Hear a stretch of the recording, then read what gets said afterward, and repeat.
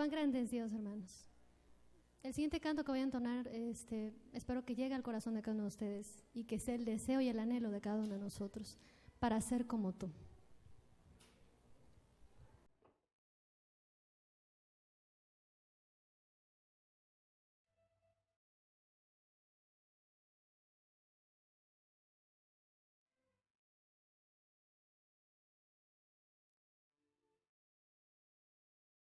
En este momento estoy, Señor, frente a tu altar, pidiendo socorro porque mi vida perece. Devuélveme todo aquello que desprecié. Te pido perdón, aunque no lo merezco. Ya todo he dejado para seguirte a ti. Aunque dejarlo todo no es un gran sacrificio.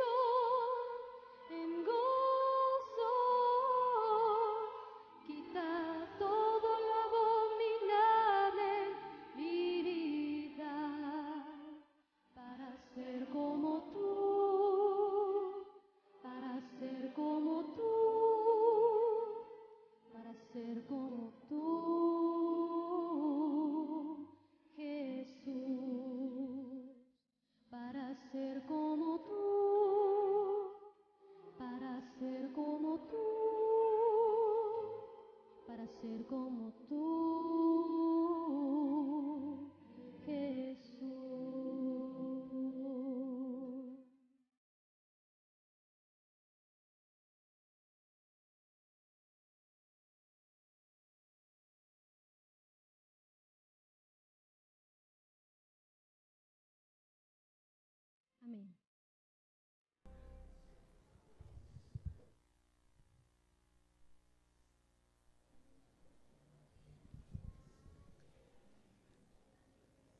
Agradecemos a Dios por los talentos que da a su iglesia y que nos ayudan a comprender su gran amor. Queremos darles algunos anuncios de interés para todos ustedes.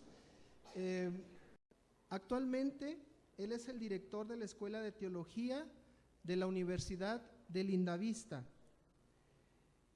Está casado con la hermana María del Pilar Valtierres y tienen dos hermosas hijas, Ruth y Hulda, que desde aquí los saludamos. Estamos seguros que estará viéndonos allá por internet. ¿Estamos listos? Muy bien. El tema de esta noche es el desarrollo y resultados del pecado. Bienvenido, pastor.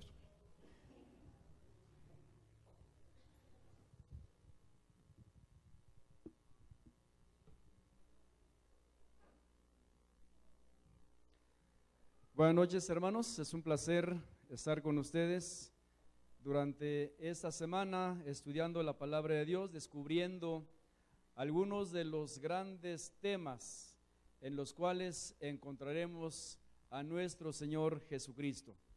Y me parece que durante la semana, además de encontrar a Cristo en la Biblia, vamos a encontrar también la esperanza para aquellos que están pasando alguna situación difícil, porque el pecado trae consecuencias. Así que vamos a iniciar. Yo espero que todos tengan su Biblia.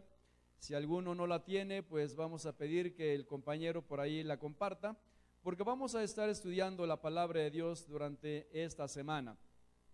Y hermanos y amigos, visitas que nos acompañan, vamos a empezar diciendo que en los primeros capítulos de la Biblia, en el libro de Génesis, encontramos el inicio de los grandes temas de la palabra de Dios, los grandes temas de la Biblia.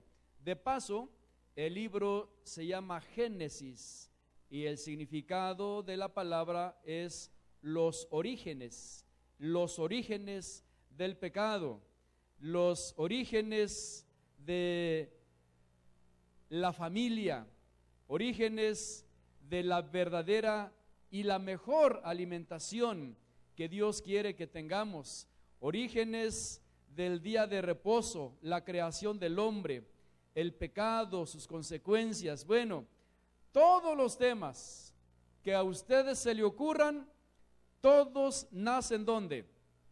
En el libro de Génesis, en los primeros capítulos de la Biblia, en el libro de Génesis. Ahí tenemos otros más, el pacto. ¿Cómo es que Dios hizo pacto con el hombre? ¿Cómo es que Dios también introduce un sistema de figuras, de símbolos para ilustrar el plan de salvación a través del santuario? ¿Y por qué no? También encontramos en los primeros capítulos del Génesis un tema muy importante sobre la divinidad, la Trinidad.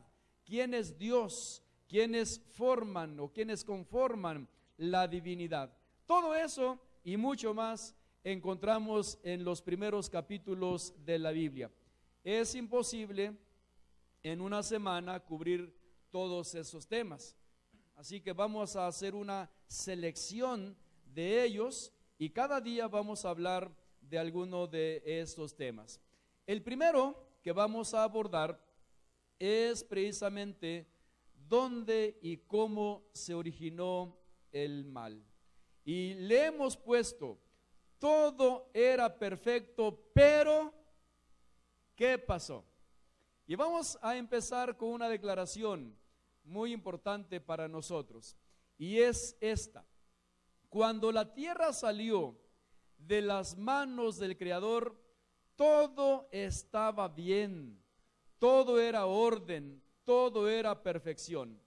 Y si nosotros leemos el primer capítulo de la Biblia, del libro de Génesis, vamos a encontrar que al final de los actos creadores de Dios, encontramos una declaración que Dios mismo hace. Y he aquí que era bueno, ¿cómo? ¿Cómo era bueno? En gran manera. No solo era bueno, que si Dios hubiese dicho solo era bueno, hermanos, eso es más que suficiente. Pero Dios dijo, he aquí que todo era bueno en gran manera. Todo era orden, todo era perfección, todo era bueno en gran manera. Miren, todo lo que Dios hizo, las plantas y las flores, nos hablan del gran amor que Dios tiene para sus hijos. El fruto de los árboles nos habla de un Dios sustentador. No solo creó, también sustenta. Los animales del campo nos hablan de un Dios que tiene cuidado de sus criaturas. Y la hermosura del Edén, así como lo describe la palabra de Dios, da testimonio del poder y la bondad de un Dios amante. ¿Cómo nos hubiera gustado estar allí? Pero lamentablemente estamos en un lugar distinto. Todo lo que Dios hizo estaba bueno, pero coronó los actos creadores con algo muy importante. Ahí decimos, el hombre creado perfecto, bien proporcionado, con tanta capacidad, con inteligencia. Nos dice que Dios está dispuesto a compartir con nosotros su sabiduría y su inteligencia. La semana de la creación termina con la creación de la primera pareja. Y una vez que Dios termina estos actos creadores, con un ambiente bien arreglado, era la vivienda para el hombre, todo era perfecto. Y entonces, hermanos, tenemos un cuadro completo del primer hogar de nuestra primera pareja. Si nosotros revisamos esos actos creadores, vamos a notar lo siguiente. Cuando Dios creó las plantas, los árboles, los animales, las aves, los peces del mar, Dios dijo y fue hecho. En un abrir y cerrar de ojos, las cosas aparecieron en el mundo. Pero cuando termina todo eso y se dispone a crear al hombre, Dios también podía haber dicho, produzca la tierra hombres y mujeres, pero no lo hizo así, porque Dios tenía un plan especial con el hombre. Con sus propias manos, el sexto día de la creación, toma la tierra, hace la mezcla y hace al hombre un muñeco de barro, pero todo bien hecho, los ojos, la boca, la nariz, los brazos, las extremidades, la cabeza, todo bien hecho. Lo hizo con sus propias manos. Y aquí yo quisiera introducir una lección que podemos extraer de allí, mis hermanos. A mediados del siglo XIX comienza a circular en el mundo académico y no académico una teoría que echa por tierra el poder creador de Dios. Me refiero a la teoría de la evolución. La evolución dice que nosotros somos el resultado de largos procesos evolutivos, que comenzó la vida con un protozoario en el agua y que cada vez fue haciéndose más complejo. Luego sale del agua y comienzan a salirle extremidades y a desarrollarse. Pero eso, dice esta teoría, tardó millones de años. Esta enseñanza que surge a mediados del siglo XIX, echa por tierra, dije, el poder creador de Dios. Pero es muy difícil que nosotros podamos creer eso, porque no tenemos evidencias. Pero el relato de la creación nos dice que nosotros no somos el origen de esos procesos evolutivos. Nuestros parientes cercanos no son ni el chango ni ningún otro animal. nosotros somos el resultado de las manos de Dios, del poder creador de Dios. Y eso, mis hermanos, nos debe hacer más felices. Imagínese usted que le pregunten, ¿y quién es tu abuelito? O tu bisabuelito, tu tatarabuelito, ¿quién es? Y aparece usted con una fotografía de un mono.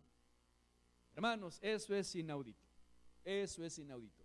Somos el resultado del poder creador de Dios. Por eso somos perfectos, somos completos. La creación es así. Pero mis hermanos, hay un problema inmediatamente allí en el libro de Génesis. Hay un versículo que cómo nos hubiera gustado que no apareciera. Un versículo que se convierte en el gran peligro para este mundo.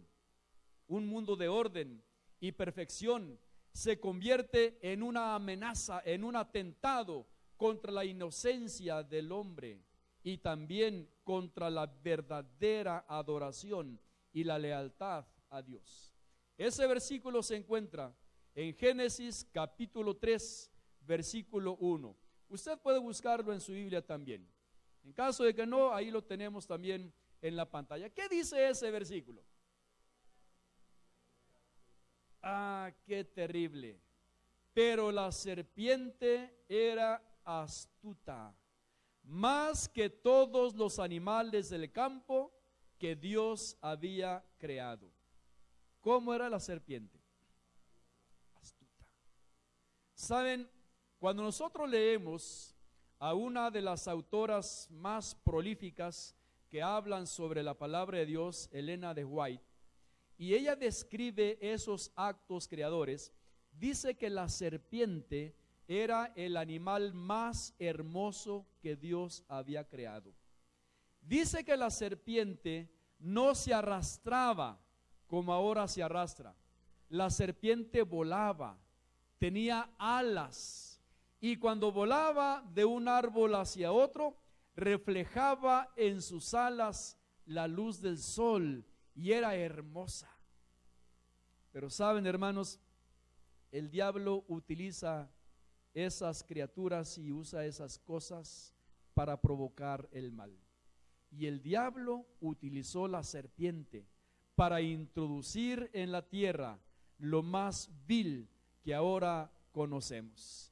A partir de este momento y de ese versículo, encontramos, hermanos, que la serpiente está rodeada de misterio y significado. Y algunas preguntas que nos hacemos: ¿quién es la serpiente? ¿Qué hace la serpiente? ¿Qué implicaciones tiene la serpiente en relación con el hombre a partir de este momento? Y es precisamente esto lo que vamos a tratar de contestar a través de este tema. Notemos este versículo, capítulo 3 de Génesis, pero vamos a leer la idea completa. Pero la serpiente era astuta más que todos los animales del campo que Dios había hecho, la cual dijo a la mujer.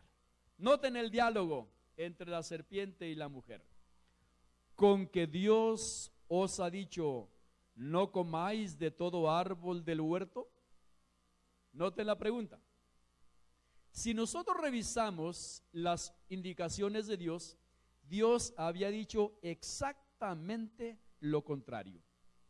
Cuando creó a Adán y Eva, Dios dijo, pueden comer de todos los árboles del huerto, menos de uno, el árbol que está en medio del huerto y que se llama del conocimiento del bien y del mal. Dijo Dios, de ese árbol no vas a comer. Pero noten ustedes, la serpiente era astuta y cambió la indicación del Señor en esta pregunta, con que Dios ha dicho, no comáis de todos los árboles del huerto. Y eso le llama la atención a la mujer. Yo pienso que la mujer inmediatamente recuerda la orden de Dios y se detiene y sigue con el diálogo. No, dice la mujer. La mujer respondió a la serpiente, del fruto de los árboles podemos comer, de todos podemos comer, menos de uno. Y aquí continúa la idea. Pero del fruto del árbol que está en medio del huerto, dijo Dios, ¿qué había dicho? No comáis, ¿ni qué? Ni lo pueden tocar. ¿Para qué? Para que no muráis. Y la respuesta de la mujer era correcta. Dios así había dicho, no pueden comer de ese árbol, porque el día que coman de ese árbol van a morir. Pero, ¿qué contesta la serpiente? Noten, todo lo que la serpiente dice y hace es contrario a lo que Dios había indicado. Entonces la serpiente dijo a la mujer, no moriréis. Y entonces introduce una de las mentiras más grandes. Además de no moriréis, dice, más bien, Dios sabe que el día que coman de este fruto, serán abiertos vuestros ojos y seréis como ¿qué? Seréis como Dios, conociendo el bien y el mal. ¿Notan? Hermanos, cuando nosotros analizamos estos versículos de la Biblia, llegamos a algunas conclusiones. Una de ellas es que la serpiente es la personificación del enemigo de Dios, del enemigo de su creación. Es la personificación del engañador, del mismo Satanás. Porque en el libro de Apocalipsis, capítulo 12, versículo 9, dice exactamente eso. Y fue lanzada fuera. ¿Fue lanzado fuera quién? El gran dragón. ¿Cómo se llama también ese gran dragón? Serpiente antigua. ¿Cómo se llama también? Diablo y Satanás. ¿Y qué hace el diablo y Satanás? Engaña al mundo entero. Dice la palabra de Dios, fue arrojado desde el cielo a la tierra. Pero lamentablemente no fue arrojado solamente él.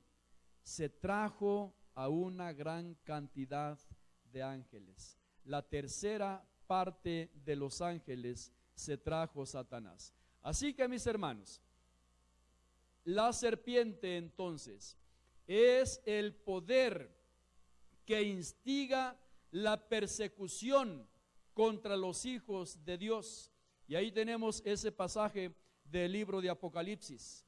Y se le dieron a la mujer. La mujer en la profecía representa a la iglesia.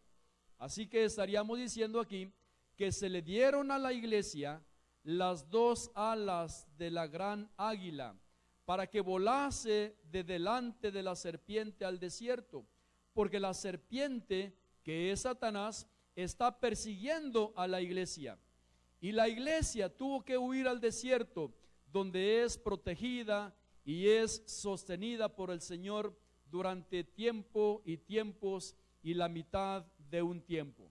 Pero la serpiente no se queda contenta, porque la serpiente lo que trata de hacer es destruir al pueblo de Dios, es introducir sufrimiento, muerte, dolor, engaño, mentira, todo eso.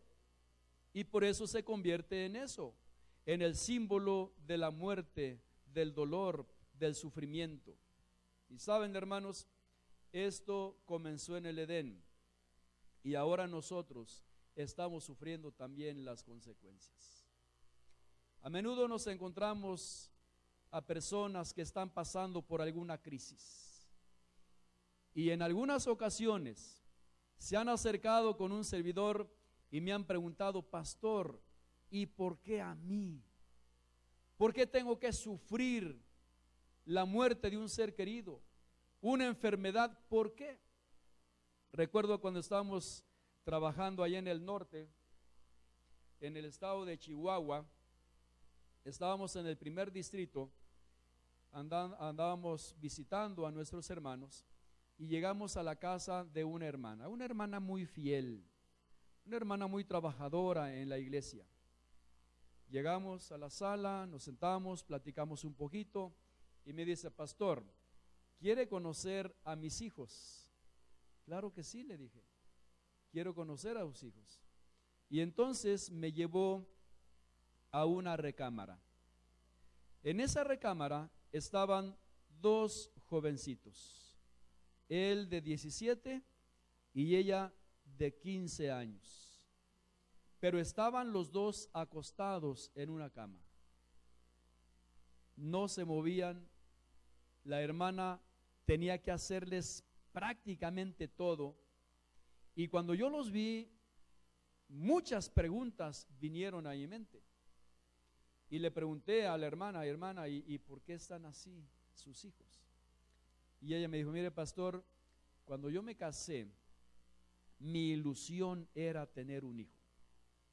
Me embaracé y el sueño de toda mujer casada es el día del parto. ¿Qué va a hacer? Y cuando llegó el día y nació mi primer hijo, el doctor me dijo, tiene parálisis cerebral. Imagínese usted la noticia, me dijo, parálisis cerebral. ¿Qué voy a hacer? Es mi hijo. Lo recibí, estuve atendiéndolo, resignada, y me embaracé por segunda vez, me dijo. Y yo esperaba que ese segundo hijo naciera bien, y era la ilusión. Pero me dice, cuando llega el momento del parto y nace mi hija, el doctor se acerca y me dice, tiene parálisis cerebral. Los dos primeros hijos. Ahora habían pasado varios años, él de 17, ella de 15. Y la pregunta, pastor, ¿por qué a mí? Si yo he tratado de ser fiel a la iglesia, mire cuántas cosas hemos hecho para la iglesia, ¿por qué a mí? Y todavía me dice, ¿se imagina usted cuando me embaracé por tercera vez? Era una preocupación tremenda. ¿Cómo iban a ser mi hijo? Y saben, hermanos, para esas cosas es difícil que tú tengas una respuesta. ¿Qué le puedes decir a una madre cuyas ilusiones se vienen abajo con dos hijos así? Y pasó el tiempo y llegamos a otro distrito, en otra iglesia. Parecía que todo estaba transcurriendo bien, y una noche, por ahí de las 11, 12 de la noche, tocan a la puerta así como desesperados. Yo me levanto, ya me había acostado, voy a ver, y era uno de los diáconos de la iglesia. Me dice, pastor, acaba de morir el hijo de la hermana fulana. ¿Cómo? Le dije. Un muchacho de 18 años, era el único hombre en la familia. En ese muchacho estaban cifradas las esperanzas de ese hombre cristiano entregado a la iglesia, y murió. ¿Cómo murió? Le pregunté, ¿cómo fue eso? Si lo acabamos de ver, estaba lleno de vida, un joven rebosante de salud. Dice, pastor, es que andaba con unos amigos ahí en el río que pasa por el pueblo, andaba nadando, se echó un clavado y quién sabe cómo se enredó con las plantas acuáticas y no pudo salir y se ahogó. Inmediatamente me preparé, fuimos a la casa. Cuando llegué, la escena triste. Allá al fondo estaba el féretro, a un lado estaban los padres, había algunos hermanos ya en el hogar cantando alabanzas, cantando himnos. Y cuando llego y entro, la primera pregunta que me hace la mamá, una mujer cristiana, fiel en la iglesia, pastor, dice, ¿por qué le tuvo que pasar a mi hijo? ¿Qué le contestas? Y por si fuera poco, después de que ocurrió todo el evento y llevamos a sepultar al muchacho, había pasado más o menos un mes. Y parece que la escena se repite exactamente como la anterior. Eran como las 11, 12 de la noche, llaman a la puerta, yo me levanto, voy a ver, es el mismo diácono de la iglesia. Pastor, me dice, acaba de morir la hija de la hermana fulana. ¿Cómo? Le dije. El mes pasado murió el muchacho y ahora muere una muchacha, hija de la misma hermana. Era una muchacha de 15 años, gemela. En esa zona de Chihuahua se contratan a las mujeres para la cosecha de la manzana. Como tienen las manos más suaves las mujeres, al cortar la manzana no se magulla, y esa es la manzana de exportación. Entonces esta muchacha, hija de nuestra hermana de 15 años, iba en un camión desde su casa a la finca donde estaban las manzanas. En una bajada, la Cuesta del Toro se llama, el camión se quedó sin frenos, no lo pudo controlar el chofer y se volteó y hubo varios muertos y heridos, y entre ellas la hija de la hermana. Y cuando voy a ver a la familia, llego en el mismo lugar, la misma escena. Al fondo está el féretro, al lado los hermanos, los padres de esta muchacha, y los hermanos ya cantando himnos en ese momento. Entro. ¿Qué le dices tú a esos padres que el mes pasado sepultan a su hijo y en el otro sepultan a su hija de 15 años? ¿Qué le dices? Y la pregunta de los hermanos: pastor, ¿por qué nos tiene que pasar eso a nosotros? Yo no sabía qué decirles. Los abracé, se pusieron a llorar, yo me puse a llorar con ellos y recordé la historia de Job. Después de que el diablo lo hizo como quiso, y llegan los amigos de Job, los 3 amigos de Job, lo ven en una situación tan triste, un cuadro tan dramático, que no saben qué decirle, y se quedan sentados a su lado llorando con él 7 días. No saben qué decir. Yo no sé si tú estás pasando por una situación así, ojalá y no. Pero si acaso estuvieras pasando una situación así, recuerda que Dios no es el que originó el mal. Cuando Dios creó esta tierra y cuando creó a la primera pareja, todo estaba perfecto. Y dijo Dios que era bueno en gran manera. Entonces, ¿quién introdujo el mal? ¿Quién introdujo el sufrimiento? ¿Quién introdujo las lágrimas, la muerte? ¿Quién? ¿Qué dice la palabra de Dios?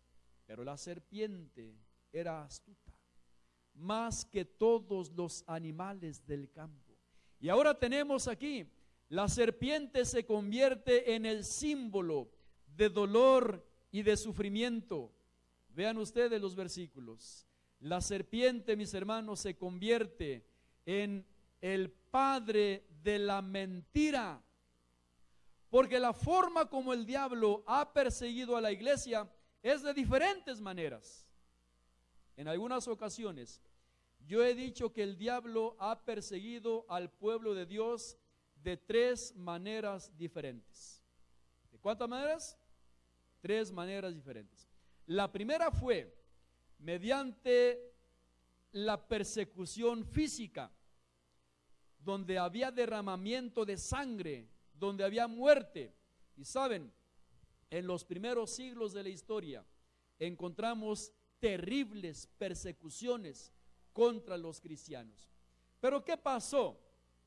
La historia misma es testiga y nos informa de que cuanta más sangre se derramaba, más cristianos había en el mundo, más gente se convertía.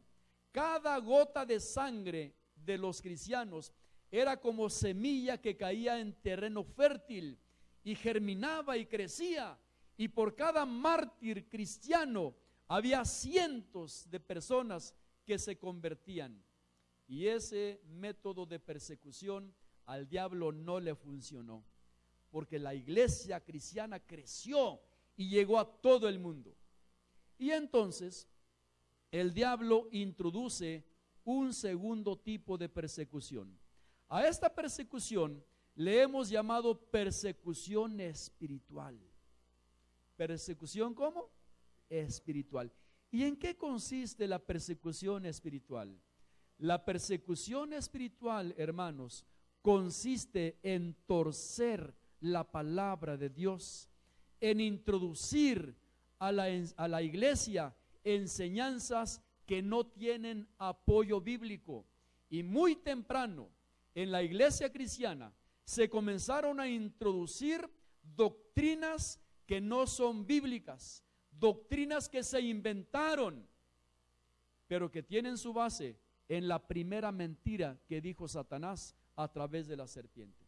Una de ellas, por ejemplo, fue la de la inmortalidad del alma. Y eso fue lo que dijo la serpiente, ¿a poco no? Cuando dice Eva, al contrario, dijo Dios que el día que comamos de ese árbol vamos a morir. ¿Qué dijo la serpiente? No moriréis, no moriréis. Y hermanos, esa primera mentira, no moriréis, se ha convertido en la base de una serie de enseñanzas antibíblicas. Por ejemplo, aquí tenemos, miren, la serpiente está rodeada de engaño, mentira, dolor, sufrimiento, pecado, muerte. Y aquí tenemos algunas de las evidencias, las declaraciones de la serpiente. Con que Dios os ha dicho, no comáis de todo árbol del huerto. Hermanos, esta fue la estrategia para llamar la atención de Eva. Estaba torciendo una orden de Dios, porque la serpiente, el diablo, es especialista en torcer lo que Dios dice. Si Dios dice, por ejemplo, que el sábado es el día de reposo, la serpiente dice que es el domingo. Si Dios dice que el alma que pecare, esa morirá, la serpiente dice, no moriréis. Siempre es así lo que hace la serpiente en contra de las declaraciones de Dios. Y vean ustedes lo siguiente, esa mentira, no moriréis, es la gran mentira que ha dado origen a otras enseñanzas totalmente contrarias a las Escrituras. Es la fuente del espiritismo. En esa mentira nacen doctrinas como el purgatorio, la inmortalidad del alma. Pero hermanos, la gran verdad es que no solo murió el hombre, también provocó la muerte de la naturaleza, de los animales, de los recursos, y lo que es peor todavía, provocó la muerte del Hijo de Dios. Entonces, si Dios dice, el día que coman de ese árbol van a morir, ¿es cierto? Claro, claro que es cierto. Y tenemos tantas evidencias a través de la historia. Pero saben, hermanos, el diablo sigue diciendo, no moriréis, no moriréis. Gran mentira. Otra declaración de la serpiente: serán abiertos vuestros ojos. Y dijo, y además de que los ojos van a ser abiertos, van a ser como Dios, van a conocer el bien y el mal. Y hermanos, esa declaración el diablo la repitió una y otra vez a través de la historia. Por ejemplo, si nosotros analizamos algunas de las profecías de Isaías y de Ezequiel, vamos a encontrar que una de las pretensiones de Satanás es ser como Dios. En algunas de las declaraciones de Isaías dice, y subiré a las alturas, y allá estableceré mi trono. ¿Y qué agregó Satanás? Y seré semejante al Altísimo. ¿Saben lo que significa eso? El diablo queriendo ocupar el lugar de Dios. Y eso es lo que está diciendo en esta declaración. Serán abiertos vuestros ojos y seréis como Dios, conociendo el bien y el mal. Y hermanos, efectivamente, cuando Adán y Eva comieron de esa fruta prohibida, sus ojos fueron abiertos. ¿Pero para qué? Fueron abiertos solamente para ver la devastación de su desobediencia, para perder la inocencia, surge la vergüenza, el temor. Fueron abiertos sus ojos solo para descubrir que el mundo perfecto que Dios había creado se había echado a perder prácticamente en todos los aspectos. Físicamente se echó a perder, se introdujeron la muerte, el sufrimiento, el dolor, la tierra produjo espinas. Moralmente, muy pronto, apenas pasó la primera generación y la humanidad se estaba degenerando moralmente. Espiritualmente, ¿qué decir? Comenzaron a hacerse sus propios dioses. Le dieron la espalda al Dios verdadero y se inventaron dioses de madera, de metal, de piedra. La unidad familiar se deterioró. Vean todo lo que pasa. Todo lo que pasa. Los ojos fueron abiertos, es cierto, pero para ver pecado, desolación, sufrimiento, muerte, problemas familiares, los sentimientos cambiaron radicalmente en el hombre. El amor se transformó en odio, en rencor, en orgullo, en engreimiento. ¿Se dan cuenta? Qué bonito era el hogar de Adán y Eva en el Edén. Armonía, felicidad.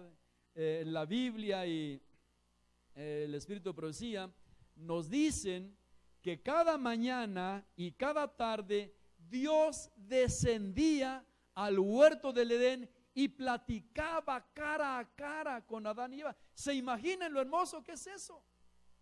Es impresionante el cuadro. Si tratamos de reconstruir la escena, Dios mismo en persona platicando con Adán, con Eva, explicándole las lecciones, cómo creó todo. Qué bonito era. Pero cuando el pecado entró, todo eso se acabó. La inocencia se perdió.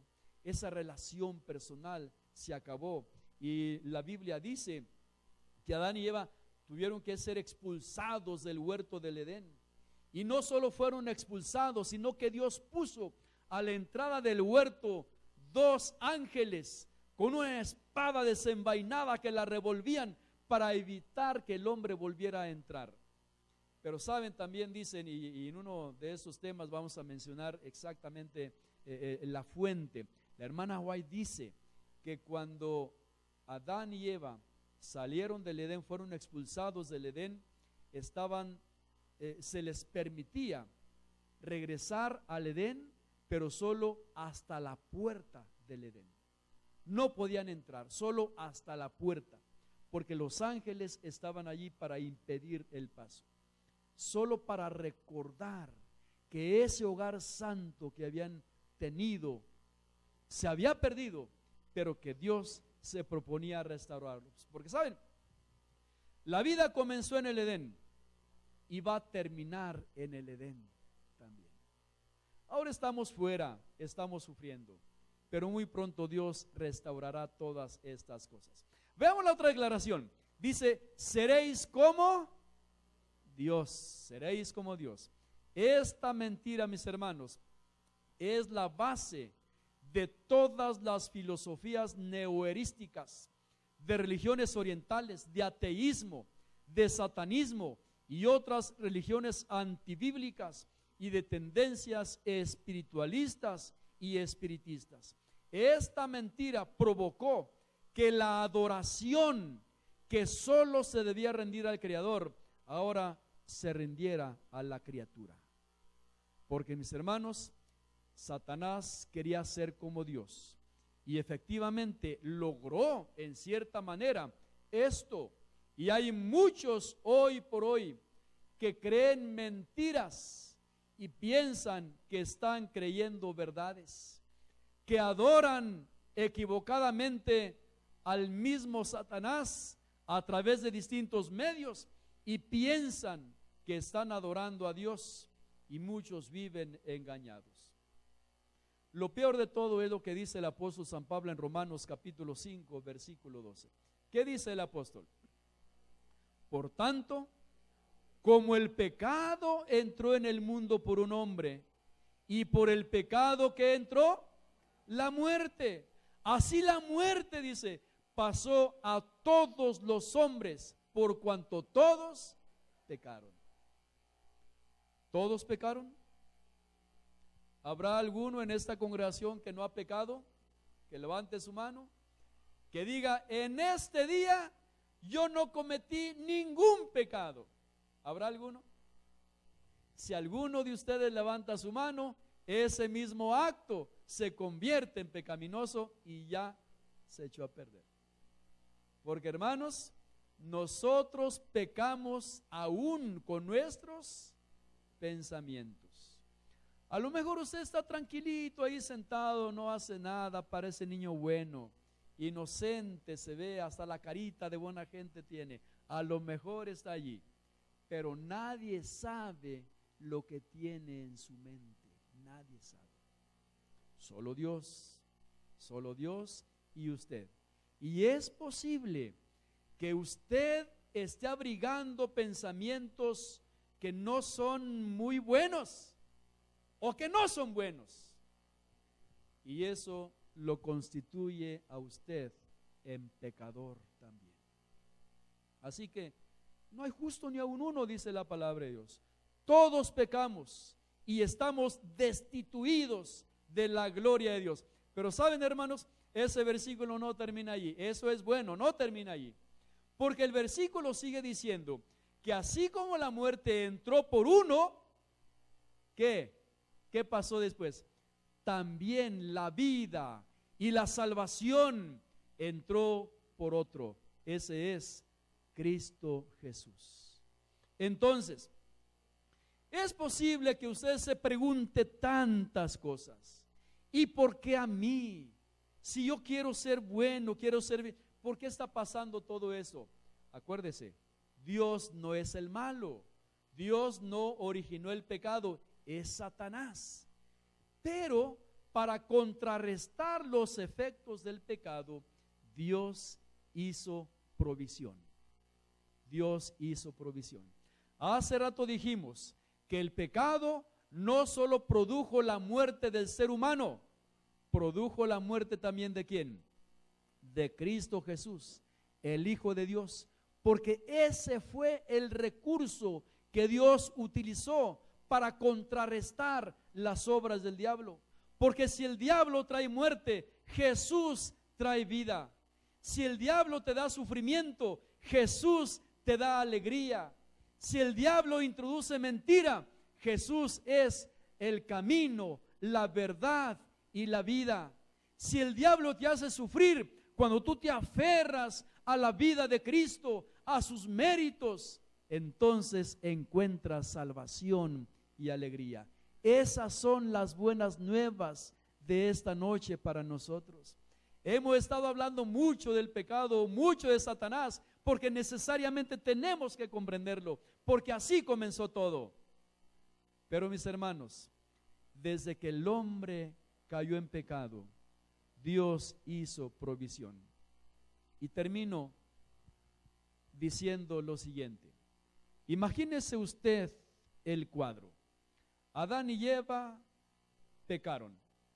Cuando Dios desciende ese día, tal vez por la mañana, tal vez por la tarde, y comienza a buscar a Adán y Eva, estos se esconden.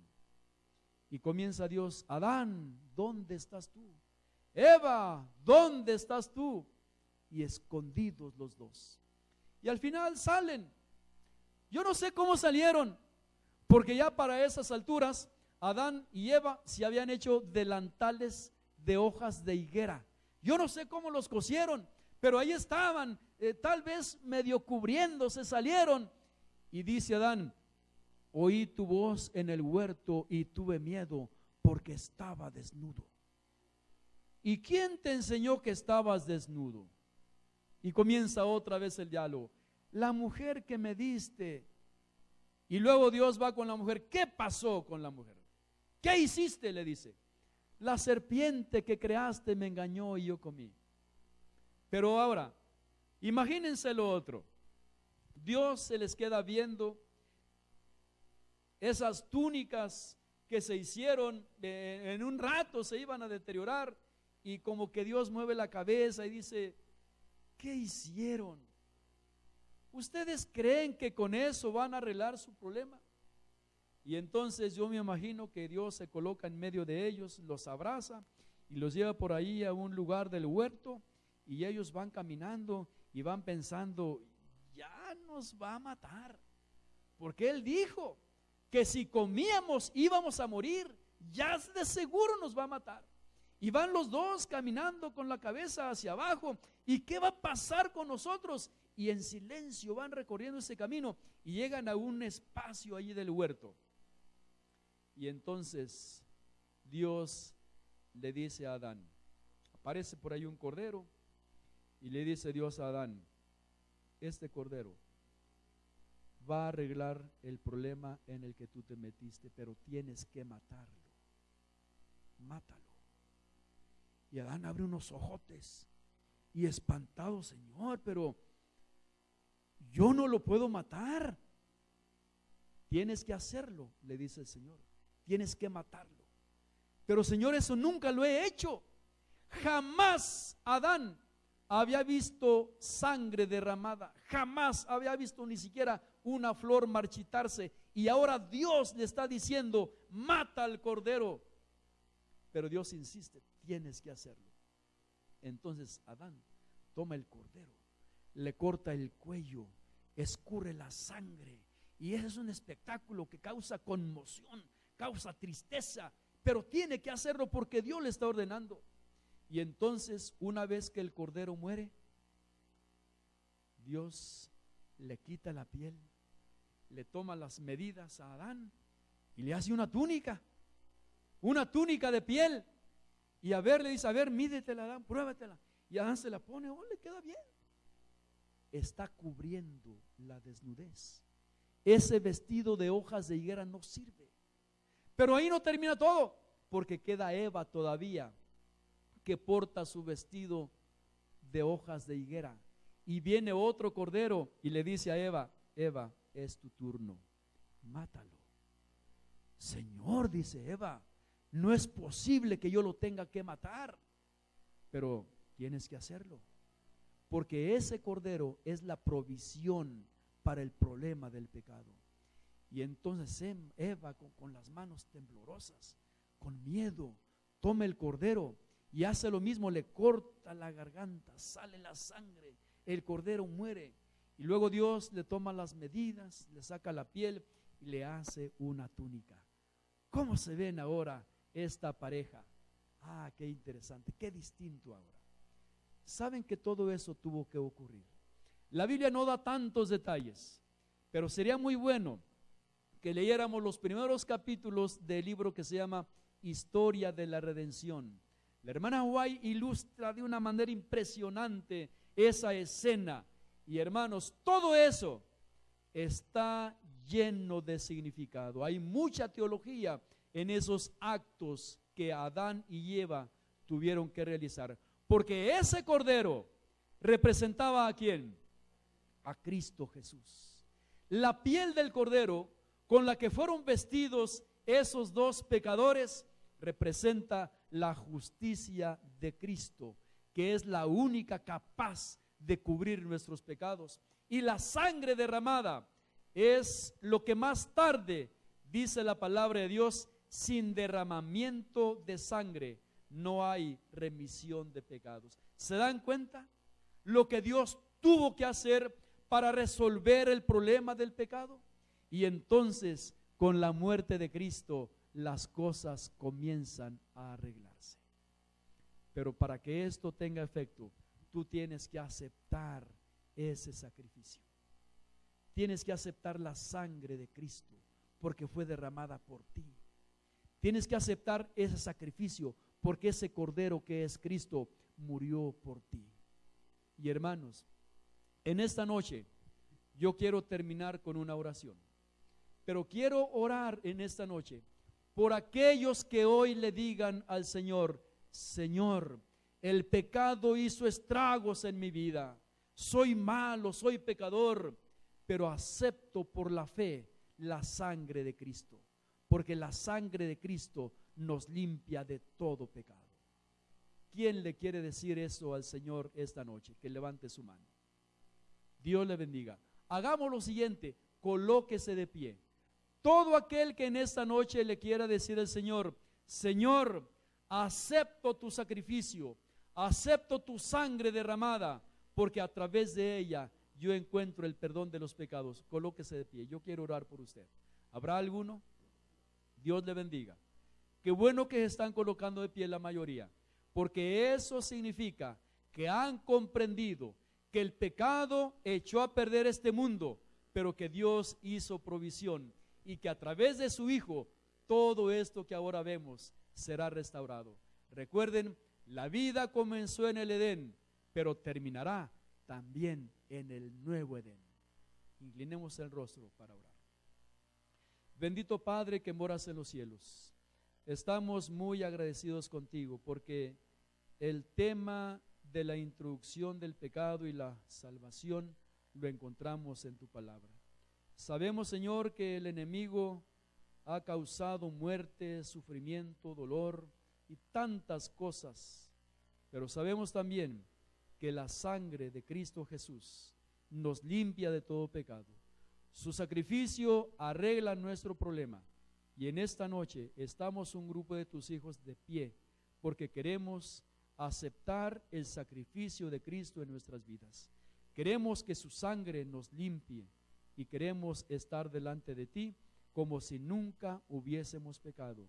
Pero esto se logra solo aceptándote a ti como nuestro Salvador personal. Por eso estamos aquí, Señor. Haz en nuestras vidas el milagro de transformación, pero que todo sea a través de nuestro Señor Jesucristo. Te lo pedimos en su nombre. Amén. Gracias, que Dios les bendiga, mis hermanos.